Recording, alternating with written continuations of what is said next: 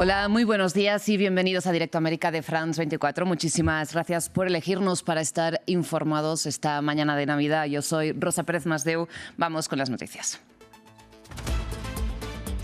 En su primer misa de Navidad, el Papa León XIV comparó la precariedad de los palestinos en la Franja de Gaza con la cueva donde nació Jesús, según el cristianismo.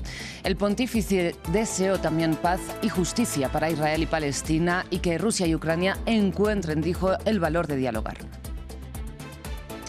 Una tregua de futuro incierto marca la Navidad precisamente en la Franja de Gaza, donde este junio la única iglesia cristiana también fue objetivo de la ofensiva israelí mientras servía de refugio a cientos de familias. En Honduras, Xiomara Castro asegura que se quedará en el poder solo hasta el 27 de enero, tal y como marca el mandato presidencial, a pesar de que el consejero oficialista no participara en la declaración del conservador Nasri Asfura, quien fue declarado, como decíamos, presidente electo del país este miércoles.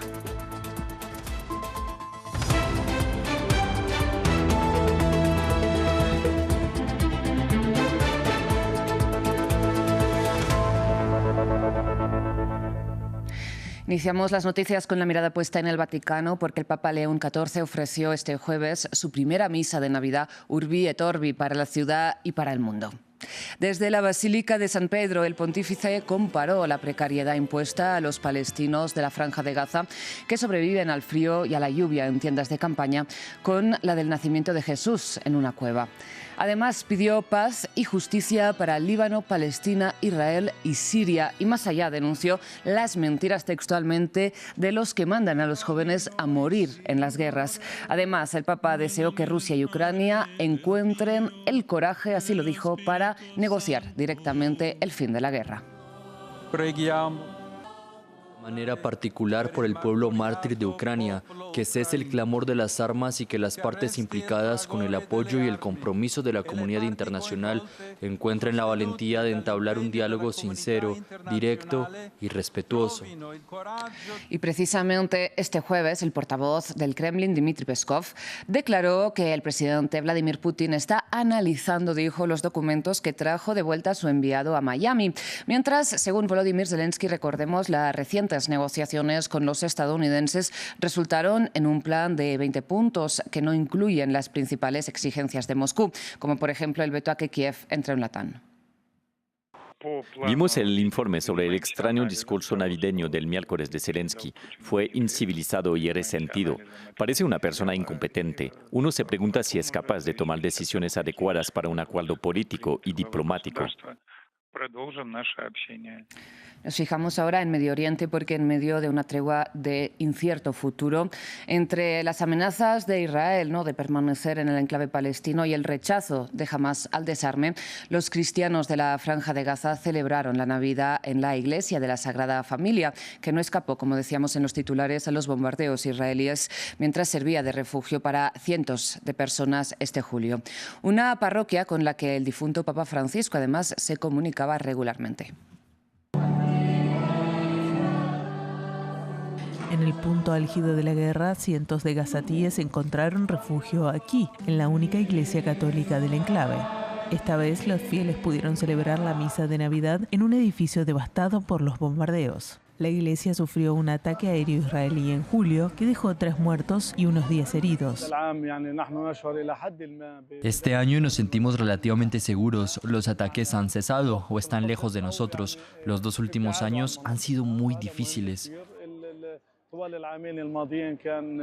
Nuestra alegría es incompleta, porque todos los años solíamos celebrar en la iglesia de la Natividad en Belén, pero este año no obtuvimos permiso y han pasado 3 años desde que pudimos ir.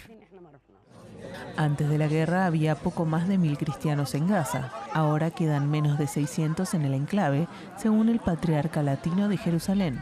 Los presentes en la misa de anoche desearon sobre todo paz. Esperamos que el próximo año sea más pacífico y amoroso y que podamos celebrar las fiestas fuera de la iglesia con nuestros amigos y conocidos. Una paz que por el momento se basa únicamente en una frágil tregua vigente desde octubre en el enclave palestino. En la vecina Siria, un año después de la caída de Bashar al-Assad, en Damasco y en Malula, la comunidad cristiana intenta celebrar las fiestas de Navidad a pesar de las cicatrices dejadas por la violencia y un clima de inseguridad persistente. Veamos este reportaje de nuestros corresponsales en el terreno. Esta Navidad no se ha celebrado como las demás en la iglesia de San Elías de Damasco. En este árbol de Navidad iluminado se exhiben los retratos de los fieles que murieron en un atentado suicida el pasado mes de junio. Entre las víctimas se encuentra Simón Haddad, padre de Jenny. Estamos pasando por un momento muy difícil tras haber perdido a uno de los nuestros, a mi padre. Era conocido en esta iglesia. Hoy en día sigo sintiéndome insegura. Incluso después de 6 meses el impacto sigue siendo muy fuerte para todos nosotros aquí, pero nuestra fe es más fuerte. Sin ella no estaríamos aquí. A pesar del dolor, Jenny sigue acudiendo a la iglesia de su infancia. Forma parte de los scouts que han decorado el lugar. Espero que cada Navidad sea una fiesta de paz y amor y que haya seguridad para todos los sirios. Aquí es donde tuvo lugar el atentado. Se han encendido velas en homenaje a las 25 víctimas. Mientras continúan las reparaciones, los fieles se han reunido en otra sala para las oraciones de Navidad. La tristeza es inmensa, pero la alegría y la esperanza son mayores. Hemos decorado el árbol con fotos de los mártires para decirles a todos, feliz fiesta a pesar de todo. Esta celebración se llevó a cabo bajo una fuerte presencia de seguridad. A unos 30 kilómetros de Damasco, en Malula, ciudad cristiana histórica, solo unos pocos fieles acudieron a rezar al monasterio de Santa Tecla, que fue vandalizado por el grupo yihadista Frente al-Nusra en 2013. Este icono se encontraba en la entrada del santuario, representa a Santa Tecla, pero al fin y al cabo, cuando vuelve el amor, todo vuelve. Los símbolos navideños pasan desapercibidos en esta histórica ciudad cristiana. El ambiente navideño es tímido en Maalula. Se temen incidentes frente a las iglesias o en cualquier otro lugar de Siria. Un año después de la caída de Bashar al-Assad, la amenaza de las facciones radicales alimenta el miedo. Una sensación de inseguridad pesa sobre el futuro de los cristianos sirios. En otras noticias del mundo árabe, Argelia escala la tensión con Francia. El Parlamento argelino aprobó este miércoles una ley que tipifica como delito la colonización francesa y exige disculpas y reparaciones a París. Veamos. Con aprobación unánime y vitores en el Parlamento, Argelia aprobó una ley que declara como delito la colonización francesa. Exigiremos reparaciones en el futuro por los recursos que fueron saqueados y expropiados de Argelia.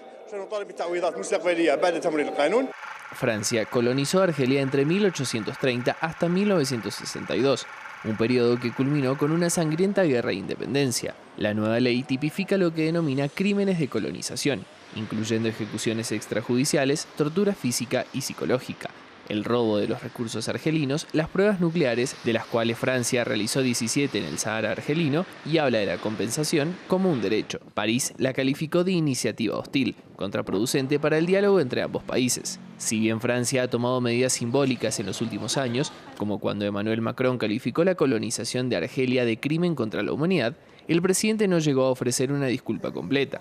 Un analista declaró a France 24 que París necesitaba ser más receptivo al dolor que dejó la colonización. Lo siento, pero cuando sus políticas causan la muerte de 1,5 millones de personas en el otro bando, olvídense de lo que hicieron en materia de salud y educación y de que construyeron carreteras. Mataron a mucha gente al hacerlo y eso debe abordarse, aunque la nueva ley argelina es en gran medida simbólica y carece de peso en Francia, parece improbable que aborde algún tema por el momento.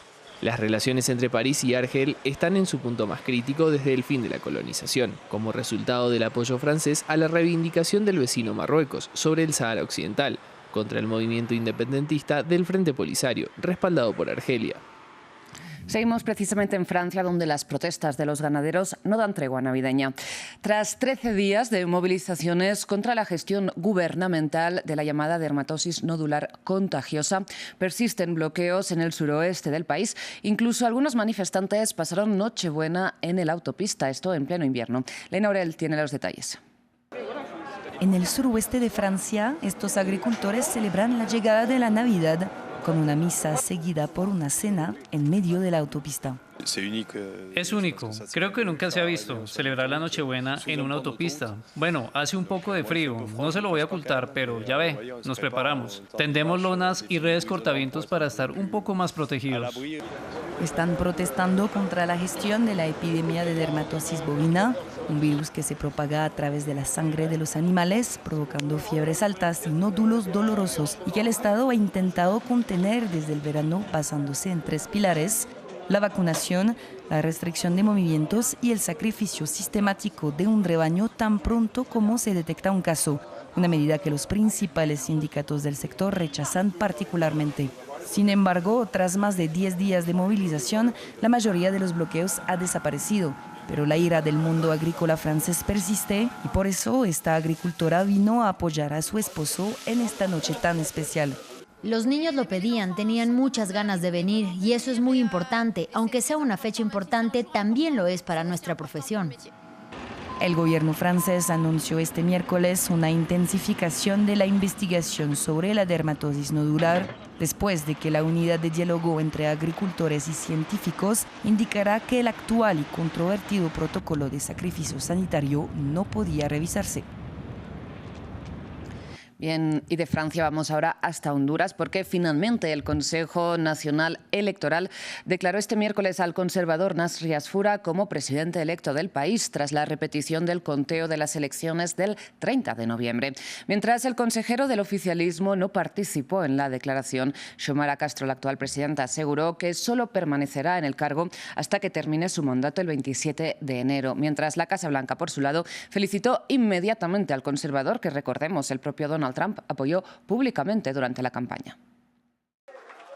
Honduras tiene nuevo presidente electo. Tras más de 3 semanas de conteo y reconteo de votos, Nasri Tito Asfura fue declarado ganador de las elecciones presidenciales generales celebradas el 30 de noviembre, no exentas de polémica y denuncias de fraude por parte de la oposición y el oficialismo. El Consejo Nacional Electoral del país centroamericano informó la victoria con poco más del 40% de los votos, superando al centroderechista Salvador Nasralla, que cosechó alrededor del 39% de los votos. Por voluntad mayoritaria del pueblo hondureño, expresada de forma soberana en las urnas, el Pleno de Consejeros del CNE declara electo como presidente constitucional de la República de Honduras por el periodo de 4 años que se inicia el 27 de enero del año 2026 y finaliza el 27 de enero del año 2030, al ciudadano Nasri Juan Asfura Sabla. Luego de la declaración de victoria, el mandatario electo dijo estar preparado para gobernar. Honduras, ya tenemos la declaratoria oficial del CNE. Reconozco la gran labor realizada por las consejeras y todo el equipo que llevó a cabo el desarrollo de las elecciones. Honduras, estoy preparado para gobernar. No te voy a fallar. Dios bendiga Honduras. Tras conocerse los resultados, el gobierno de Estados Unidos fue el primero en reaccionar, felicitando al líder conservador que, durante la campaña, tuvo el respaldo del presidente Donald Trump. Estados Unidos insta a todas las partes a respetar los resultados confirmados para que las autoridades hondureñas puedan garantizar con prontitud una transición pacífica de poder al presidente electo Nasri Asfura. Trump calificó a Asfura como el verdadero amigo de la libertad, declaraciones que generaron repudio en la región, ya que varios países consideraron que el republicano cometió injerencia electoral extranjera. Cerramos en California, donde persiste la alerta por inundaciones durante unas Navidades que, según los meteorólogos, podrían ser las más lluviosas en décadas. Las zonas afectadas por los incendios del mes de enero recibieron particularmente alertas de evacuación por temor a que haya desprendimientos de tierra. Mientras los bomberos del condado de San Bernardino informaron que este miércoles rescataron a varias personas que habían quedado atrapadas en sus coches, sepultadas por escombros y lodo a unos 100 kilómetros de Los Ángeles. Muchísimas gracias por su atención. Hasta aquí las noticias y feliz día de Navidad.